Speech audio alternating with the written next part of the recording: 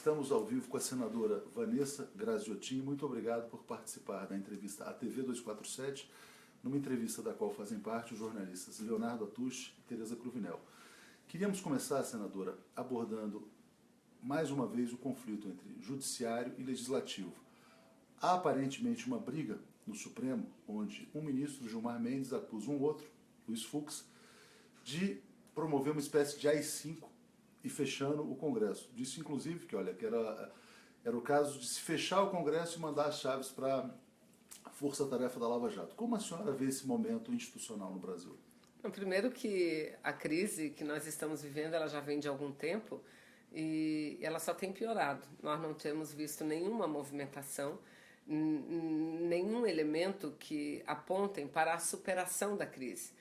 Não é? E nós dizíamos lá atrás que o caminho da retirada da presidenta Dilma, sem que ela tivesse cometido qualquer crime de responsabilidade, sem que houvesse qualquer razão para fazer o impeachment, esse caminho seria o pior de todos e agravaria, longe de superar os problemas do nosso país, ele agravaria os problemas, não é? E o que nós estamos vendo é exatamente isso, quando parece que tudo vai melhorar ou pelo menos entrar nos eixos, acalmar, é o presidente Michel Temer que se envolve em crimes de responsabilidade, ou então quando parece que tudo vai acalmar, o poder judiciário que confronta o poder legislativo, ou seja, a hora que rasgar a Constituição e tirar uma presidenta sem que crime houvesse, criou-se um vácuo criou-se um vácuo, e essa disputa não só entre poderes. Eu acho que o que a gente precisa enxergar é que há uma forte disputa dentro dos poderes hoje, gravíssima, que tem interferido diretamente no relacionamento entre eles. Então veja, esse episódio último, inclusive no Supremo, eu acho que o Supremo nós temos que prestar mais atenção. Eu acho que internamente o Supremo vive uma guerra. Acho que internamente o Supremo vive uma disputa. E por que eu digo isso? É claro que eu não tenho nenhuma informação privilegiada, mas não precisa. Basta que analisemos os fatos. Eu lembro quando a Força-Tarefa Lava Jato, e nós concordamos com isso porque é correto você combater a corrupção, é correto você encaminhar a investigação. O que não é correto, Tereza e Leonardo, é você dirigir as investigações, é você focar somente um lado, é você ter parcialidade. Isso que não é correto. E nós, desde o início da Lava Jato, nós criticamos e denunciamos esse aspecto. A seletividade. A seletividade da Lava Jato, não é? Desde o início. E exatamente hoje, quem critica esse aspecto da ilegalidade, das ações extremadas e à margem das leis, é exatamente aquele que, no primeiro momento, aplaudia e dava força para isso. Eu me refiro ao Gilmar Mendes. Exatamente, é ele que eu me refiro. E isso é público, isso é notório. Ou seja, na sua visão, ele tem o interesse em estancar a sangria também? Então, veja, logo no começo, quando o presidente Lula, ex-presidente Lula, foi levado coercitivamente numa ação completamente ilegal, em que foram publicizadas gravações ilegais. Veja bem a gravidade, porque publicizaram uma gravação da presidenta Dilma com o ex-presidente Lula.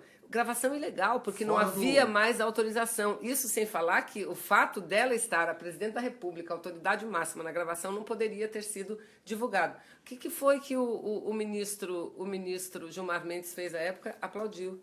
Houve Tá só correto. uma censura do ministro Teori, mas Teori, que não deu em nada. não deu em nada, e uma censura registrada no próprio processo. Puxou a orelha e disse claramente que estava errado, que foi tudo uma ação ilegal. Mas quem foi de dentro do Supremo Tribunal Federal que aplaudiu essa medida? Gilmar Mendes. Então, será que tanta coisa mudou no Brasil que as posições dele mudou? A posição dele hoje, na sua visão, é de dar estabilidade ao governo Temer? Olha, eu sinto muito, né, em chegar a essa conclusão, posso estar errada, mas esse é um juízo que eu, pessoalmente, estou chegando. Posso até estar equivocada, mas os elementos apontam para isso.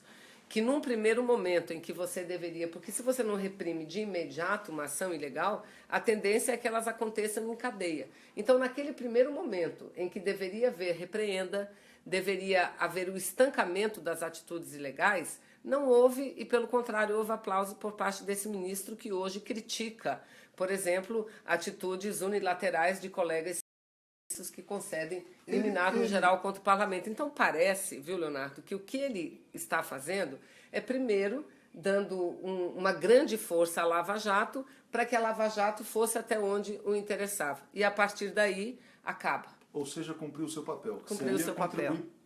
Para o afastamento da presidente. Exatamente, cumpriu o seu papel. Porque Tudo. Eu volto a repetir, eu me baseio em fatos que eu enxergo. Acho que uma pessoa não mudaria tão radicalmente assim de uma hora para outra. Essa suposta guerra dentro do Supremo, eu acho que a senhora tem razão, há indícios disso, ela teria derivado também, você acha, do excesso de protagonismo, né? Na medida em que a corte, desde o mensalão, televisão ao vivo, transmissões ao vivo das votações e o protagonismo dos ministros, a vaidade né, uma mola importante das emoções humanas, do comportamento humano. Teria origem aí? Acho que isso ajuda, não sei se essa é exatamente a origem, mas ajuda, porque na realidade tudo o que aconteceu do afastamento da presidenta Dilma, da substituição do poder, não foi só para tirar e trocar pessoas. Isso é algo muito mais profundo. O que estava em disputa era um projeto político de nação, um projeto político de país. E que todos nós sabemos. Eu sou parlamentar desde a época de Fernando Henrique e depois quando o presidente Lula se elegeu, primeiro deputado e posteriormente com a presidenta Dilma, senadora. E nunca, em nenhuma dessas 4 últimas eleições em que as forças progressistas de esquerdas venceram, nunca nós conseguimos fazer maioria parlamentar. Só que o presidente ou a presidenta, em momentos de tranquilidade econômica, sempre contaram com o apoio desses setores, mas sempre um apoio enviesado, um apoio não convicto. Por exemplo, a gente critica muito o governo do presidente Lula, da presidenta Dilma, porque foram pouco ousados nas transformações que deveriam ter promovido no Estado brasileiro, na democratização dos meios de comunicação, na reforma política, na reforma produtiva, exatamente, na reforma política produtiva, tributária, porque setores são extremamente privilegiados em detrimento da maioria dos pobres e assalariados, que é quem banca o país, efetivamente, o poder público. Então, nós temos essas críticas ao governo, mas não deixamos de reconhecer que houveram medidas importantíssimas. Eu pego um exemplo somente, a mudança no marco da exploração do petróleo, passar da concessão para a partilha. Isso é algo fenomenal, não é para A ou B, é para o Estado brasileiro, é para o nosso futuro, o futuro da educação, sobretudo. Eles votaram, mas vocês acham que eles votaram felizes da vida? Então, veja, quando o presidente Lula, no apogeu da crise, realizou um café da manhã na casa oficial do presidente do Senado Federal, para ouvir senadores e senadoras, a opinião destes, se ele deveria ou não assumir o ministério da presidenta Dilma, porque a única preocupação que ele tinha é que passassem a ideia de que ele estava querendo fugir da Lava Jato, das investigações. E não era nada disso. Mas ele pediu essa conversa com todos os senadores. Ali eu fiquei, em primeiro lugar, ouvi. E aí cheguei a uma conclusão e falei rapidamente. Eu falei, aqui nós temos um primeiro e principal problema, que esse é o problema de fato, é que nós temos uma bandeira, o presidente Lula defende uma bandeira que a maioria dos parlamentares rejeita. E nós estamos vendo. Então, essa disputa, ela é uma disputa de poder por projetos.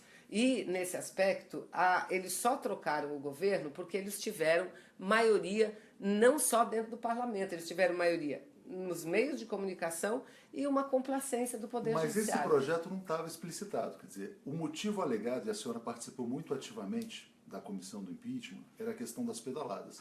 Esse projeto que está em vigor hoje, quer dizer, PEC 55, reforma da Previdência, mudança do petróleo, não venceria uma eleição presidencial. Não venceriam. Ou seja, só chegaria ao poder através de um processo como o impeachment? E eles mesmos facilitam a nossa vida e a nossa narrativa, porque eles explicitaram essa narrativa a partir do momento em que algumas conversas na delação de Sérgio Machado foram divulgadas.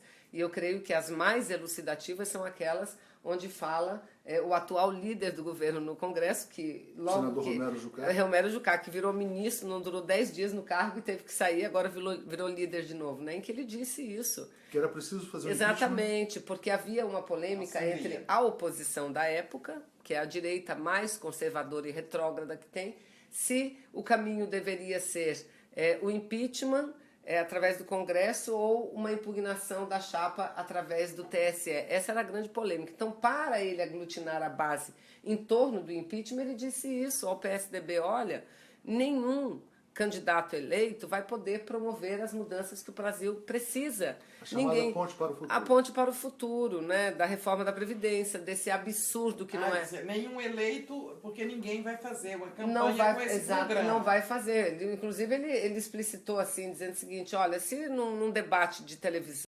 um ato de campanha perguntarem, você vai tirar a aposentadoria do trabalhador? Vai fazer quem 65, é que vai? a aposentadoria aos 65 49 anos anos de contribuição, quem é que vai dizer que sim, não é? Então eles usaram esse argumento. Esse era o objetivo e todos nós tínhamos conhecimento. Mas senador, a ditadura militar também dizia isso, que as reformas, né? Dizia isso, e eu achei muito interessante porque essas tem as grandes iniciativas e as iniciativas menores, mas que todas vão no mesmo caminho. E o Getúlio, ditador, o primeiro Getúlio, também dizia isso, que as mudanças que o Brasil precisava não poderiam ser feitas por eleições. Não, olha aí, ó, o senador João Alberto, que nós sabemos, é do PMDB, já foi governador do estado do Maranhão, é uma pessoa extremamente conservadora, não é? Mas que, num primeiro momento, ele resistiu muito a entrar. Ele ia votar contra o impeachment, depois e no primeiro momento capitulou, votou né? contra, e depois capitulou, porque ele viu que não havia a menor chance, mas ele resistiu muito a isso, porque ele tem consciência que era um golpe. Num outro debate que nós tivemos agora aqui, debatendo um projeto de lei, veja bem, um projeto de lei que acaba com o imposto sindical. Não toca no patronal, só dos trabalhadores. Aí o discurso deles qual é para aprovar esse projeto? Porque é muito dinheiro na mão do sindicato para eleger, para não sei o quê, tal. Inesperadamente, o senador João Alberto pediu a palavra só em 1964, e eu digo isso porque eu vi. Era a mesma conversa. Tem que acabar com a república dos sindicatos. Ou seja, tem que acabar com o povo, e com qualquer mínima possibilidade de reação popular. Mas se era essa a finalidade do impeachment, e a senhora participou da deu uma entrevista e falou tudo aquilo foi uma encenação. Não teria sido melhor denunciar a encenação em vez de simplesmente tentar ir a todas as sessões, imaginando, porque vocês de alguma maneira legitimaram aquele julgamento. Muitas vezes você ganha uma eleição ou uma disputa em que você está envolvido, mas você não é o vencedor. Mas foi uma encenação? Deles. Disse, não, exatamente. Como um todo, claro que foi uma encenação. Agora, o nosso papel ali era muito óbvio. Nós sabíamos, não foi uma tarefa fácil, porque nós lutávamos contra uma grande maioria, nós falávamos, não era o que a grande maioria queria ouvir, nós fazíamos o contraditório do que a grande maioria imaginava, porque nós também não podemos tapar o sol com a peneira. E a alternativa era não participar. E aí eles fariam sozinhos. Aí eles fariam sozinhos. E cadê o contraditório? Trator, né? Exatamente, passariam o trator, não teria contraditório nenhum. E nós ganhamos a narrativa. A mesma coisa com a PEC 55. Você liga qualquer canal de televisão, de rádio, são poucos os sites, os canais que falam a verdade. A maioria diz que não, que essa é uma medida importante para tirar o Brasil da recessão. Mentira. Essa medida vai aprofundar ainda mais o Brasil na recessão. Ela vai tirar mais empregos do que já tirou atualmente. Hoje ela foi promulgada lá no plenário com cartaz, a PEC da morte. E a guerra da Previdência, senadora, a senhora que também é uma lutadora pelos direitos das mulheres, como é que a gente pode aceitar que os desiguais sejam tratados igualmente? Né, num país com tanta diferença de gênero, onde nós somos tão discriminadas ainda, como é que vamos ter a mesma regra para os homens, senadora? Então, veja, Tereza, eu acho que essa PEC, por que eles correm com pressa, né? Porque eles correm porque a população não pode ter consciência do que está sendo decidido no país. Não pode cair a ficha. Não pode cair a ficha, porque se cair a ficha eles perdem. A gente falou, exatamente, a gente começou a dizer e não concluiu aqui na nossa conversa. Eles prometeram 65 votos, nunca entregaram, a favor da PEC 55. Foram 61 no primeiro turno. E no segundo turno, 53. Numa das emendas, que é aquela que preserva a política de valorização do salário mínimo, porque eles acabaram com isso. Com muito sacrifício, nós conseguimos aprovar no Brasil uma política que garante aos trabalhadores, aqueles que vivem de salário mínimo, um ganhozinho pequenininho a cada ano, para além da reposição inflacionária. Eles acabaram com a PEC 55. Eles acabaram com a vinculação dos recursos da saúde e da educação. Vocês não conseguiram aprovar essa emenda, não, né? Não, mas perdemos por 2 votos. Por 2. Então, se nós tivéssemos mais alguns dias, eles seriam os grandes derrotados. Eu vejo, a minha opinião, é que essa reforma da Previdência não terá fim positivo para quem a defende. Qual que é o impacto dessa reforma no seu estado? Porque, por exemplo, quer dizer, ela coloca uma idade mínima para todos os brasileiros, independente das diferenças regionais. No Amazonas, muitas pessoas podem morrer antes de se aposentar ou não se aposentar? Claro, e não é uma questão que a gente tem que olhar só sobre o aspecto da longevidade, porque para eles vale só a longevidade. É óbvio que pelo nível, o brasileiro, a brasileira hoje, na média nacional, eles têm acima de 70 anos de idade, a longevidade. Mas em estados do Nordeste e do Norte, é de 68 anos somente. Então, se exige essa idade de 65 e agregada aos 49 anos de contribuição para você receber o integral, não é? É para dizer para o trabalhador e trabalhadora não se aposente. E contra nós mulheres, olha, Tereza, eles fizeram um projeto draconiano, com muita gordura. Não é isso que eles querem. Então, qual é a tática que eles estão usando? E só utiliza essa tática... Bodes, né? Bode. Só utiliza essa tática quem não deve prestação de contas à sociedade, ou seja, quem não foi eleito. Porque se um presidente eleito toma essa iniciativa, ele está acabado. Agora, ninguém fala nada do Temer, porque o Temer não existe, não é? Então, eles fizeram com grande gordura para cortar. E depois ainda tentar dizer que nós vencemos. A diferença que eles querem acabar de mulheres em relação aos homens, que nós nos aposentamos 5 anos antes, não é acabar de vez com toda a diferença, é acabar com 2 ou 3 anos. É isso que eles querem. Então, eles acabam com tudo no começo para depois... Para negociar. Vocês estão ganhando coisa nenhuma. Porque além da gente ter um nível de escolaridade maior, a gente tem um protagonismo forte, 40% de toda a riqueza nacional sai de nossas mãos, a gente ganha 25%, 26% a menos nos salários, nós não ocupamos cargo de direção e ainda acumulamos a tripla, porque não são só os afazeres domésticos, são os cuidados também, para além dos afazeres. E os cuidados não só com os filhos, mas com os maridos também. Com o cuidado, com os cuidados domésticos, com a família, não é? Então, querer exigir dizendo assim, não, dividam o trabalho. Então, primeiro vamos dividir o trabalho, vamos enfrentar esse problema que é cultural no Brasil e que é político também, porque é isso que explica a nossa ausência no parlamento, e depois a gente iguala, para nós não tem problema nenhum. Mas, mas agora não, sobrecarregar não. Mas a senhora falou que a reforma será muito ruim para os parlamentares que a apoiarem, ou seja, vão perder votos nas suas Por isso que eu acho que ela não será aprovada. Ela não passa. Eles, mesmo contando com a gordura, em tirar a gordura, eles vão perder muitos pontos que eles não gostariam de perder. A senhora acha que o presidente Temer ainda será presidente quando a reforma for votada? Olha, eu vou ficar... A reforma vai ser votada lá para março, abril, né? Eu vou ficar com um colunista, viu, Tereza, que eu li um dia desse, não me lembro quem é, mas que diz o seguinte, olha, estão querendo fazer isso, isso, isso. Mas para que fazer isso agora? Se a gente não sabe nem se a gente vai ter presidente daqui a 2 meses ou economia para defender daqui a 2 meses. Então, por essas duas razões, porque a economia ela rege muito as decisões políticas, né? Por conta disso também a Dilma perdeu esse apoiamento que tinha no Congresso Nacional, por conta disso a base já começa a ficar fragilizada, a ponto de um senador importante, ex-governador de Estado, ex-presidente do Senado Federal e um conselheiro do PMDB, do próprio Michel Temer, subiu à tribuna para denunciar o complô que existe no Brasil, segundo ele, formado pelos meios de comunicação, para derrubar o presidente Temer. E ainda acusando diretamente um partido aliado, que é o PSDB, dizendo que já tem até nome. Já tem até nome, diretamente, que tem até nome. É o ex-presidente Fernando Henrique? Que o nome para substituir seria Fernando Henrique. Esse movimento existe, na sua visão? Esse golpe dentro do golpe? Existe, porque eles chegaram no poder junto. Então, nós não podemos dizer que hoje nós temos um presidencialismo. O que nós temos hoje é um parlamentarismo. Nós temos hoje... Eles transformaram o Congresso brasileiro num colégio eleitoral. Eles escolheram o presidente em cima de uma plataforma pactuada entre eles. Se essa plataforma não consegue ser cumprida, porque dentro da plataforma estava contido pelo menos o início da superação da crise. E a gente não tem visto isso. Nós não temos visto nem a estabilidade, nós temos visto a queda da economia. E os indicadores mostram que no curto prazo, 3, 4 meses, dificilmente eles avançarão na economia. Vão lançar um pacote agora. Na sua visão? Um pacote de medidas, como que se diz?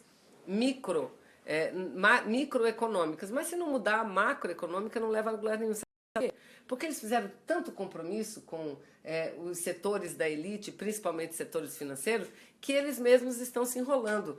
Eu tenho lido bastante as análises econômicas. Desde que esse Ilan Goldfan assumiu a direção do Banco Central. E quem é Ilan Goldfan? Até ontem, até o dia anterior dele assumir, ele era sócio do Itaú Unibanco, o maior banco privado do Brasil. E nós alegamos o conflito de interesses, que não podia fazer isso e tal, tal. Mas eles passam por cima de tudo, passam por cima da coerência, de tudo, e lá está o cidadão presidente. Ele já, sob a sua direção, já aconteceram 2 reuniões do Copom. Os ortodoxos, economistas ortodoxos mais conservadores, diziam que, no mínimo, cada reunião dessa do Copom deveria baixar, no mínimo, uma avaliação conservadora, meio ponto percentual nos juros. Ou seja, do início da gestão dele até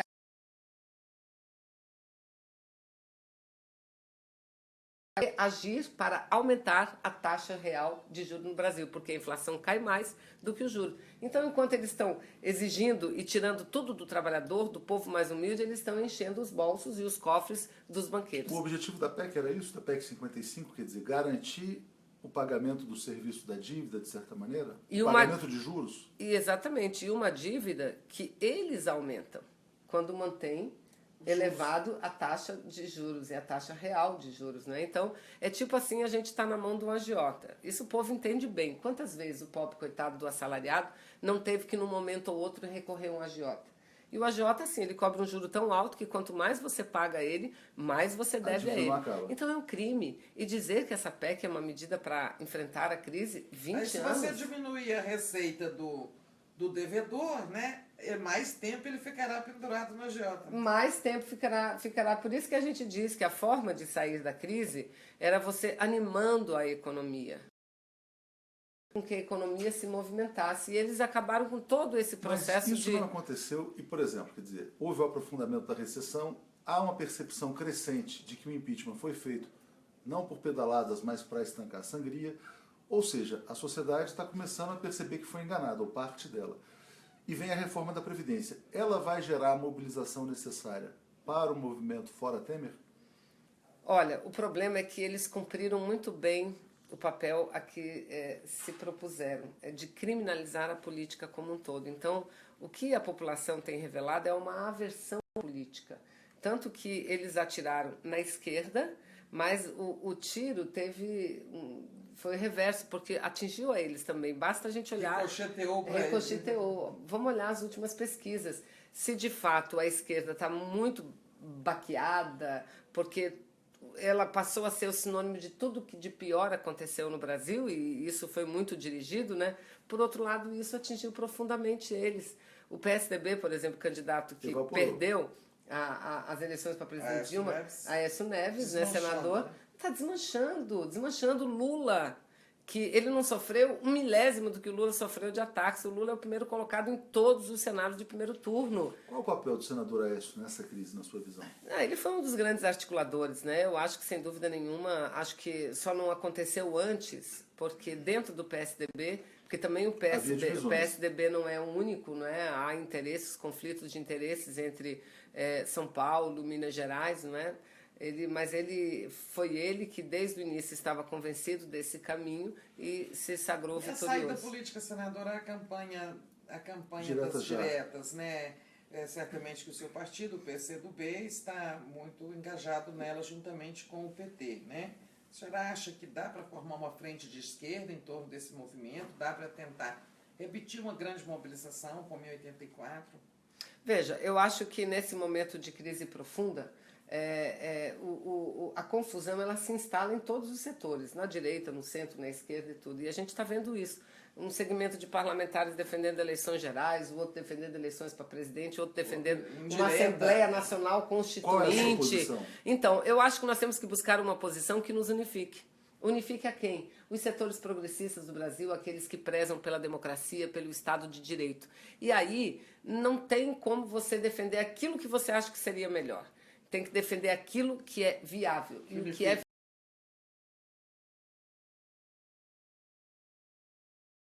o nome da crise chama-se Michel Temer. Ou a gente substitui o Michel Temer, a crise vai perdurar no Brasil. E não por uma intervenção da oposição, por eles próprios, que geram a crise, tanto econômica quanto política. Não é? Então, quando a presidente Dilma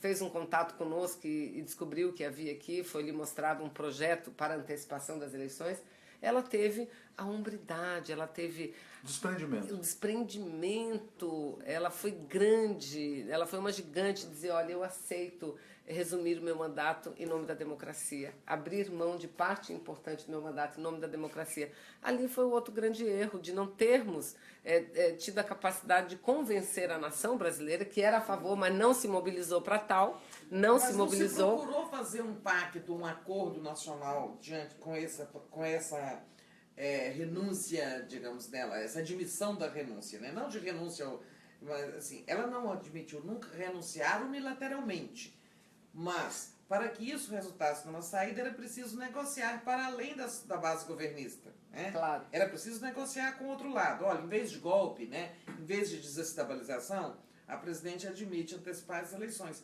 Isso poderia ter dado um acordo, faltou talvez quem mediasse, né? Mas Faltou, exatamente, mas faltou, eu vejo, Tereza, um elemento fundamental, que seria a mobilização da sociedade popular.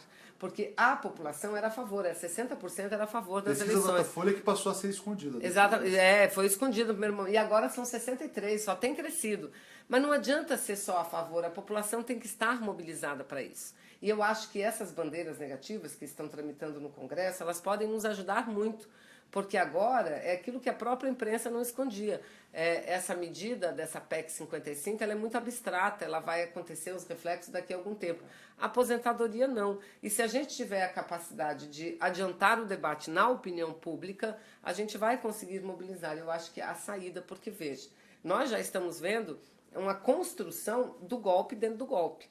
Para quê? Afastar Michel Temer, PMDB, para colocar alguém do PSDB, ou pelo menos vinculado ao PSDB, através de uma eleição indireta. O que é rejeitado por 91% dos brasileiros. Aí a gente corre um risco gravíssimo de uma interrupção ainda muito mais radical da nossa democracia. Convulsão social? Eu temo, não tenho dúvida nenhuma, eu temo convulsão social. Acho que essa medida, se o Congresso fizer isso, nós correremos grave risco de uma convulsão e o aparecimento de um salvador da pátria. Senadora, para a gente concluir, eu queria lhe perguntar, quer dizer, 2016 foi um ano muito difícil, talvez o mais difícil que a senhora já viveu no parlamento. O que a senhora espera de 2017? Gente, desde que concluíram-se as eleições de 2014, é que a gente vive nesse turbilhão, desde que Dilma venceu. Por quê? Porque o projeto das elites no Brasil e das elites internacionais, do grande capital, era tirar esse grupo do poder através das eleições, tal qual fizeram na Argentina. E eles trabalharam muito para isso e tinham a convicção de que venceriam as eleições. Quando sai o resultado no segundo turno, e nós vencemos no segundo turno, tal qual foi vencida do presidente Lula, na política, no debate, no enfrentamento das ideias, né? Porque o povo até dizia, poxa, de fato, tem muita corrupção e tal, mas peraí, a corrupção é de todos, e qual é o caminho que a gente quer para o Brasil? Da inclusão social ou o caminho da volta das privatizações, da retirada dos direitos, né? Da precarização das relações de trabalho? Então nós ganhamos na política. E eles nunca aceitaram isso, e disseram, ganharam, mas não vão governar. E não deixaram, e eles tinham maioria no Congresso, não deixaram a presidente fazer nada, absolutamente nada, e agora estão enrolados.